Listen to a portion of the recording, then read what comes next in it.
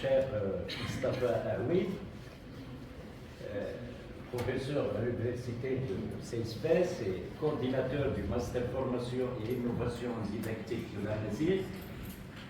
Mustafa Aoui est professeur de l'enseignement supérieur à la faculté des lettres CEIS. Il a apporté une riche contribution aux différents projets du département de langue et littérature amazigh, le master l'amazigh et les approches linguistiques, littéraires et pédagogiques, puis la licence professionnelle en didactique de l'amazigh et la licence d'excellence, la traduction appliquée à la langue amazigh. Monsieur Mustafa Aoui est bien connu, tant à l'échelle nationale qu'internationale. Votre intervention est intitulée La littérature amazigh comme vivier de la recherche scientifique. À vous la parole, monsieur Mustafa, et vous avez 30 minutes.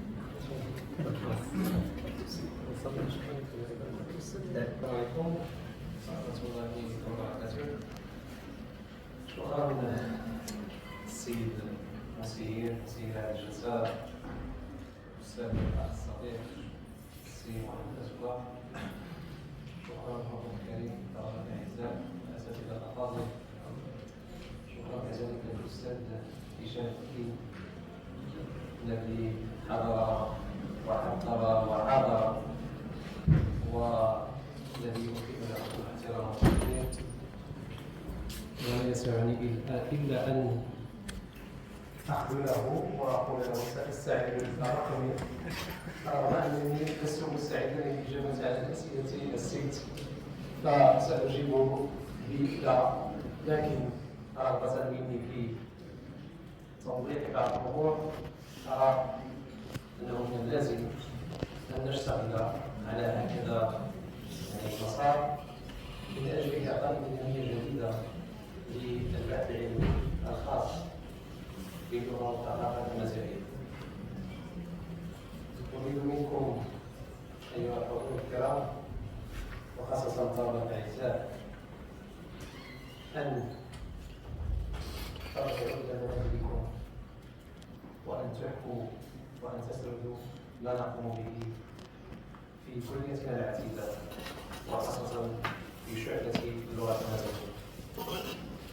وفي البداية في المداخلة اللغوية بأن مشروع الإسلام الأمازيغية ليس بشيء سهل، وهذا التنوع الثقافي وهذا الثقافي لازم من رجال ونساء يمكن لهم أن يمكن البلاء الحسن من أجل الوصول إلى مجموعة من الهياكل وأخصها بالذكر إجازات، إجازة أساسية، إجازة مهنية، إجازة تميز، ماسترات 2 أو 3 ماسترات، وبالتالي وكذلك الشعبة.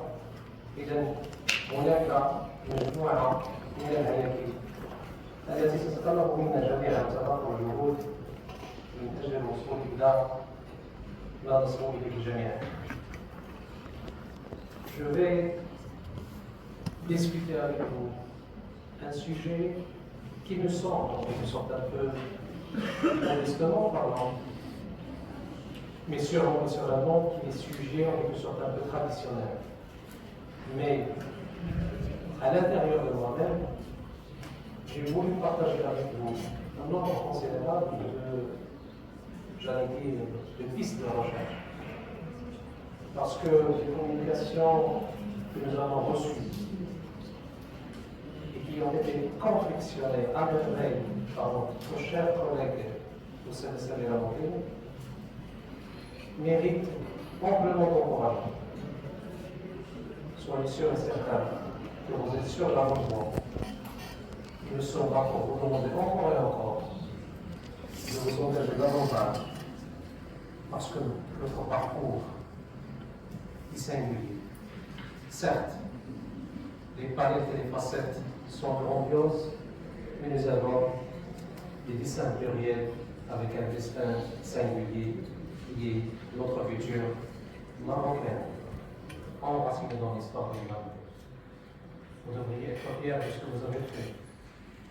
Et nous avons la conscience que vous pouvez faire de votre mieux, étant donné que la vision, vous avez des professeurs éminents, vous avez une vision extraordinaire, une stratégie quantitative, mais surtout qualitative, qui est notre patrimoine. Alors, la littérature à loisir comme vivier de la recherche scientifique. Dans le mot vivier, vous avez déjà la vie. Nous sommes en train de donner une autre vie, un autre dynamisme, une énergie qui surplombe à notre travail universitaire, académique, scientifique. Ici, vous avez parcouru des kilomètres et des kilomètres pour arriver ici à Fès. Ce n'est pas pour le hasard des choses. C'est parce que vous avez quelque chose à l'intérieur de vous, une énergie, j'allais dire, intrinsèque, qui vous guide et qui illumine votre parcours. Je vous demande de vous applaudir, parce que vous avez le droit de vous applaudir. Alors, si j'arrive à déceler, à fragmenter le mot littérature, vous avez littérature. Mais nous avons encore et encore une tradition, une authenticité de notre pays. C'est la tradition orale. On ne peut nullement parler de la littérature amazigh sans penser et repenser à la littérature orale. La littérature orale est un guide, un parcours, un chemin, un dessin, une fierté pour nous tous. Quoique les aléas soient grandioses, soient énormes, mais ce que nous avons ressenti en train de vous lire demande en quelque sorte un peu que vous avez compris le message. Vous avez compris le message de vos professeurs, de cette guidance illuminante et de cette imbrication dont vous vous inspirez. La littérature amazigh, comme vous le savez, vous êtes mieux placé d'en parler, riche de plusieurs siècles d'histoire, et souvent pensée, perçue sous un angle étroit, limité à un patrimoine culturel et linguistique. On résume notre vision dans le volet de la langue, dans le volet de la culture, sans parler d'autres facettes. Rappelez-vous, au départ, j'ai parlé d'un nombre considérable de facettes qui nécessitent des investigations. D'ailleurs, je l'ai dit, nous avons reçu ici, à la Faculté des Lettres et des Sciences Humaines, des professeurs éminents, à savoir M. Hussein El-Hajj et M. Driss Khrouj. Des personnalités qui nous ont donné énormément de choses. Ils nous ont dit la chose suivante, sans parler de la métaphore, bien évidemment. Vous devriez, mes chers amis, mes chers frères et sœurs, vous devriez garder le cap et rester toujours dans la vision panoramique, et c'est ce que vous êtes en train de faire, mais des fois, il faut retrousser les manches et aller dans le sens de l'investigation pour arriver au très fond de notre culture marocaine. La littérature amazigh est bien plus qu'une simple forme d'expression artistique. Il est un vecteur, et j'insiste sur le mot vecteur, vecteur essentiel pour le développement de la recherche scientifique. En train de parler de la tradition, mais nous sommes bien évidemment bel et bien avec des aventures extraordinaires dans le volet du développement de la recherche scientifique, du développement humain, le développement aussi de notre territoire, de notre pays, de notre nation, du Maroc, du royaume du Maroc. C'est un catalyseur pour le dialogue interculturel. Dites-moi, dans les autres pays du monde, là où la paix règne, là où la diversité s'imprègne, là où encore le volet de l'interculturel est pesant, posé et pesant. Voyez, donc, ce qui peut en quelque sorte un peu garantir cette richesse, cette diversité, c'est bien et bien la Constitution des droits sous le leadership de Sa Majesté le roi Mohamed VI. Mais encore et encore, nous avons la responsabilité, je vous dis la vérité, la responsabilité de la promouvoir, de l'étudier et de l'intégrer, et de dépoussiérer la chose pour arriver à décrypter tout ce qui est en relation avec cette mémoire salvatrice et conservatrice qui est la culture amazigh. Bien évidemment, dans nos travaux, afin de contribuer à la valorisation et à la revitalisation de cette richesse inestimable. Alors, bien évidemment, vous devriez comprendre le contexte dans lequel on est en train de parler. Si j'ose dire, si nous parlons d'un contexte, nous sommes en train encore, et encore, parler d'un nombre considérable d'enjeux. Croyez-moi, avec l'amazigh, avec les autres dialectes, avec les fondements de cette culture marocaine, avec les affluents, rawafid, on a pu encore et encore rentrer dans la liste de l'histoire pour dire combien notre pays, combien notre nation est riche, divers et diversifié. Dans cette conférence, nous explorons comment il doit être intégré, il l'est déjà, dans les démarches scientifiques contemporaines pour contribuer, mutuer entre la culture et la recherche académique. Permettez-moi de vous dire, chers doctorants, chers collègues, que ma conférence est divisée en deux parties. La première partie dite théorique, vous savez effectivement de quoi il s'agit, et ce qui m'intéresse davantage, c'est de retracer, de repenser un nombre considérable de pistes, des pistes de réflexion, avec des méthodologies, avec des outils, avec bien évidemment des objectifs généraux, des objectifs spécifiques, pour en quelque sorte un peu arriver à encore et encore valoriser cette littérature. Alors, pour la dimension linguistique de la littérature amazigh, et je suis devant des professeurs éminents en relation avec la linguistique, M. Asbar et Mme Anthony. J'ai encore devant moi deux professeurs de la littérature. Quoique nos approches sont interdisciplinaires, ce qui donne encore et encore une force à notre département de langue et littérature amazigh. C'est Boufouja, c'est Bilhadi et notre vétéran, le grand professeur Sergi, qui a su surmonter et encore défier pas mal d'obstacles pour construire et unifier nos efforts dans la perspective d'un nombre considérable d'instances.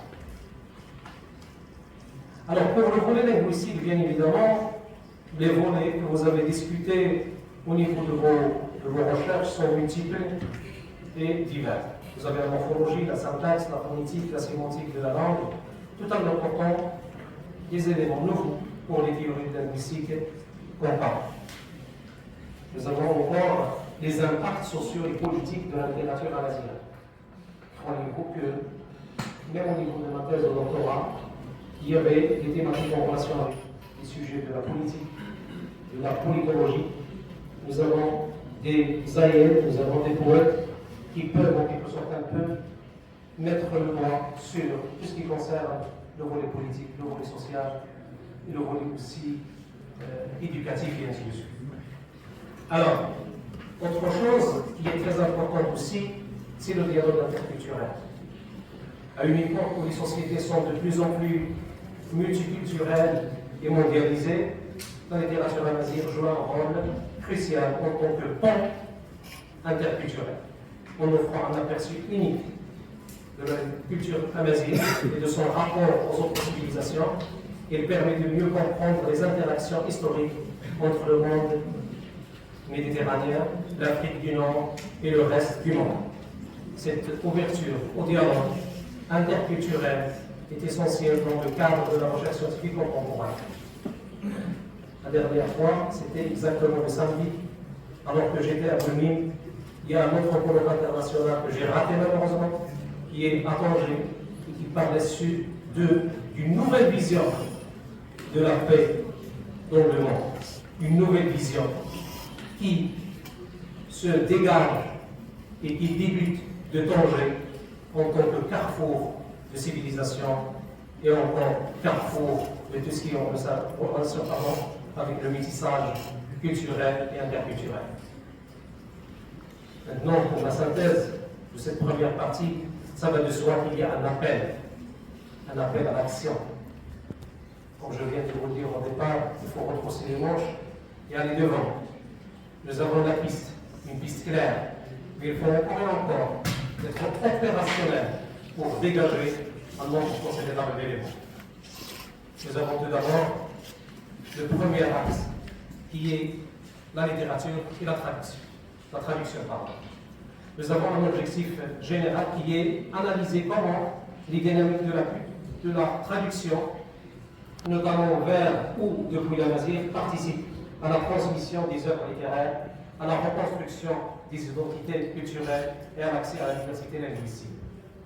Nous avons avec nous notre cher professeur, c'est l'Arbi Mamouche, qui a traduit énormément de romans dans le cadre de tout ce qui est en relation avec la traduction. Nous avons pour des objectifs spécifiques étudier les stratégies de fidélité et d'adaptation ou de recréation dans les traductions littéraires, analyser la réception des œuvres traduites dans des contextes multilingues et comprendre les enjeux esthétiques et politiques de la traduction vers une langue minorée comme l'amazigh. Pour la méthodologie, c'est l'analyse textuelle comparée original versus traduction, études stylistiques et sémantiques, analyse sociocritique, contexte historique, identitaire, linguistique, etc. Les outils sont devant vous. On peut, en quelque sorte, un peu mélanger la chose, des grilles d'analyse comparative, théorie de la traduction et aussi des logiciels de traitement de corpus et ainsi de suite. Nous avons des corpus possibles, le Petit Prince, ce qu'a fait notre cher professeur Serabi, des œuvres de Yossona, des poèmes amazighs transcrits et traduits. Ce sont des travaux déjà effectués par mon cher professeur. Alors, pour les pistes de réflexion concernant la littérature et la traduction, nous avons la littérature amazigh contemporaine et la traduction, enjeu de la traduction des œuvres amazighes, la politique de la traduction, la littérature de jeunesse surtout, et multilinguisme, voix féminine amazigh dans la poésie, et ainsi de suite. Pour le deuxième volet qui est la langue, linguistique et communication. Rappelez-vous, j'ai 7 axes, j'ai essayé de donner à chaque axe tout ce qui est en relation avec les objectifs spécifiques, les objectifs généraux, bien l'objectif général, les outils, corpus et pistes de réflexion. Nous avons tout d'abord comme objectif général explorer les usages linguistiques contemporains dans des contextes éducatifs, numériques et sociaux en articulant approches critiques, didactiques et socio-linguistiques. Pour la méthodologie, ce sont des enquêtes de terrain, questionnaires, observations, analyse de discours, méthode de telle ou telle personne, d'un chercheur, étude de cas, et pour les outils, ils sont devant vous.